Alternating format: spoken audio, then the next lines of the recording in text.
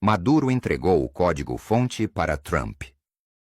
O que aconteceu nas últimas 12 horas não foi um movimento político. Foi um cheque-mate tecnológico. Donald Trump não prendeu Nicolás Maduro apenas para combater o narcotráfico. Isso é o que contam para as crianças. Trump capturou Maduro para obter uma sequência numérica específica. A chave de criptografia que conecta os sistemas eleitorais da Venezuela aos servidores que operam aqui, no coração do Brasil. A notícia que tenho para dar vai fazer o sangue de muito burocrata talhado a champanhe congelar nas veias. Maduro entregou o código-fonte. A caixa preta foi aberta numa sala blindada na Flórida. E o que os peritos da NSA viram na tela do computador faz o escândalo de Watergate parecer briga de jardim de infância. O segredo acabou. A máquina de votos foi despida. Precisamos compreender a gravidade do cenário com a frieza de um cirurgião em campo de batalha. Janeiro de 2026. O mundo mudou. A blindagem que o consórcio brasileiro achava que tinha, apoiada na complacência da mídia internacional e na burocracia globalista, evaporou no momento em que a bota de um marine americano tocou o solo do Palácio de Miraflores. Vocês achavam mesmo que a obsessão do sistema em esconder os registros, em negar o voto impresso, em perseguir quem questionasse a lisura do processo, era apenas zelo democrático? Não sejam ingênuos. Olavo já ensinava. O segredo é a alma do negócio revolucionário. Ninguém esconde o que é limpo. Ninguém tranca às 7 chaves o que é honesto. Eles escondiam porque sabiam que o mecanismo era compartilhado. A informação que chega através de canais criptografados de Washington é devastadora. Durante o interrogatório, que não durou nem 2 horas, porque covardes não aguentam pressão, o ditador venezuelano, agora transformado em réu confesso e desesperado por uma redução de pena, indicou exatamente onde estavam os backdoors. Para quem não entende a linguagem técnica, backdoor é a porta dos fundos digital. É por onde você entra no sistema sem ser visto, altera o resultado e sai sem deixar rastro no log oficial.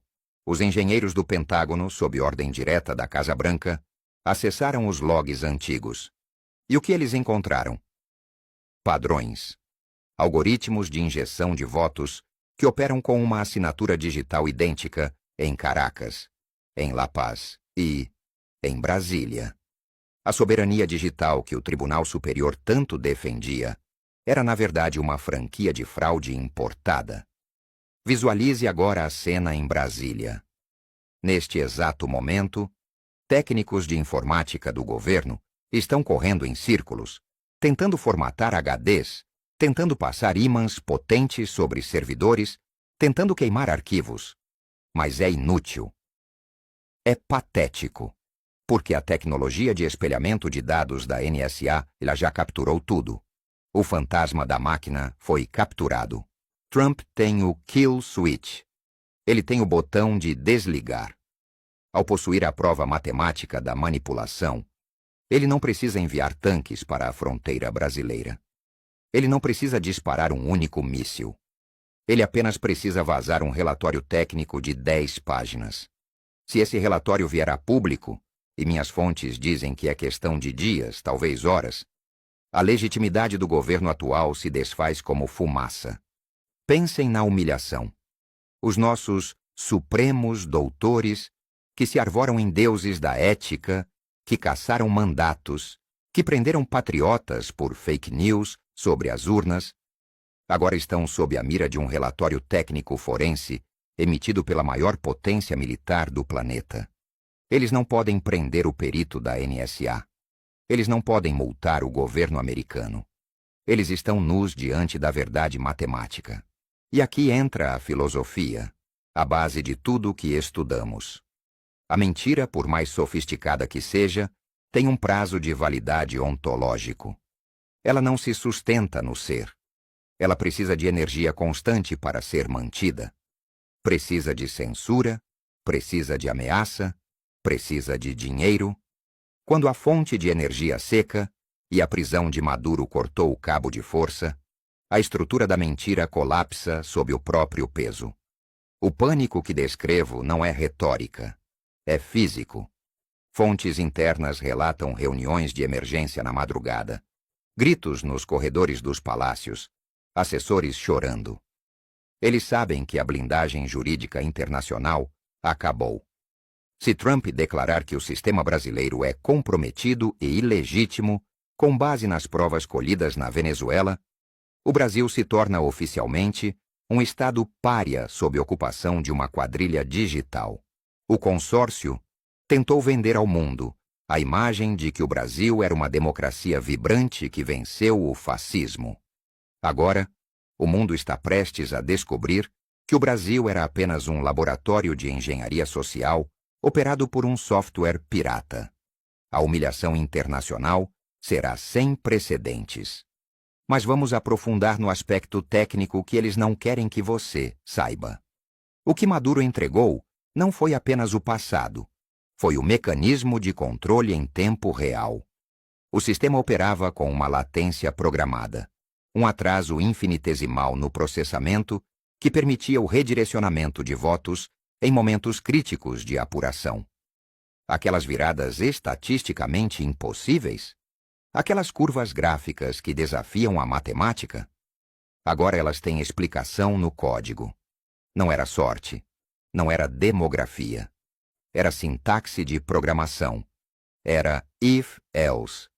Se o candidato do sistema estiver perdendo, execute o comando de redistribuição. É doloroso ouvir isso? É. Dá raiva? Muita. Porque nos faz sentir impotentes. Nos faz lembrar das filas, das tias do Zap com a bandeira nas costas, dos caminhoneiros parados na chuva, todos acreditando que estavam jogando um jogo limpo, quando na verdade o cassino já tinha viciado a roleta. Mas essa dor é necessária. É a dor do parto da verdade. O governo brasileiro atual, isolado, sem dinheiro e agora sem a sua principal arma, o segredo da caixa preta, está tentando uma última cartada diplomática. Estão tentando ligar para a China. Estão implorando por uma declaração de apoio de Pequim. Mas até os comunistas chineses são pragmáticos. Eles não vão comprar briga com um Trump vingativo e armado até os dentes por causa de um governo sul-americano falido e incompetente. O telefone em Pequim toca, mas ninguém atende. Olavo nos avisou que o comunismo não é apenas um sistema econômico, é uma estrutura de psicopatia. O psicopata não sente remorso de mentir. Ele sente prazer. Eles sentiam prazer em nos chamar de negacionistas enquanto operavam o software da fraude. Eles riam nos jantares em Lisboa, brindando com vinhos caros pagos com o seu dinheiro, zombando da sua desconfiança. Olha lá o gado questionando a ciência da computação, diziam eles. Pois bem, a ciência da computação bateu à porta, e ela veio com sotaque americano e mandado de prisão internacional. A ironia suprema é que a tecnologia, que eles usaram para escravizar e confundir, agora é a ferramenta da libertação. O rastro digital é eterno. Cada comando digitado por um técnico terceirizado numa sala escura do tribunal ficou gravado. E agora esses logs estão sendo impressos em papel timbrado do Departamento de Justiça dos Iuaiua. O que acontece a seguir? O desmonte. Vocês verão uma onda de falhas técnicas propositais nos sistemas do governo nos próximos dias. Sites saindo do ar, bancos de dados sendo corrompidos por supostos hackers. É a queima de arquivo digital. É o equivalente moderno a queimar os papéis no quintal. Eles vão tentar apagar o vínculo com a Venezuela. Mas é tarde demais. O espelhamento já foi feito. Para os militares brasileiros, aqueles que se calaram, que bateram continência para o ladrão, que aceitaram a humilhação passivamente. A vergonha será dupla. Porque a soberania que eles juraram defender foi violada não por uma invasão estrangeira, mas por uma traição interna que entregou o comando da nação a um algoritmo estrangeiro. E quem descobriu e expôs a fraude não foi a inteligência do exército brasileiro, foi a inteligência americana. A história registrará que, enquanto nossos generais de pantufa jogavam golfe, Trump fazia o trabalho sujo de limpar a nossa casa. Preparem seus estômagos. As revelações que virão a público com a divulgação desse código-fonte são nojentas. Nomes de autoridades impolutas aparecerão vinculados a contas de administradores do sistema. Senhas de acesso root nas mãos de estrangeiros. A soberania nacional foi vendida por um punhado de bits e bytes. Mas eu digo a vocês, alegrem-se. O Schadenfreude, o prazer na queda do inimigo, é um sentimento justo quando o inimigo é o mal encarnado. Ver a arrogância desses tiranetes de toga se transformar em terror puro diante de um laptop do FBI é um espetáculo moral. Eles achavam que controlavam o tempo. Achavam que controlavam a história. Mas esqueceram que Deus é o Senhor da verdade.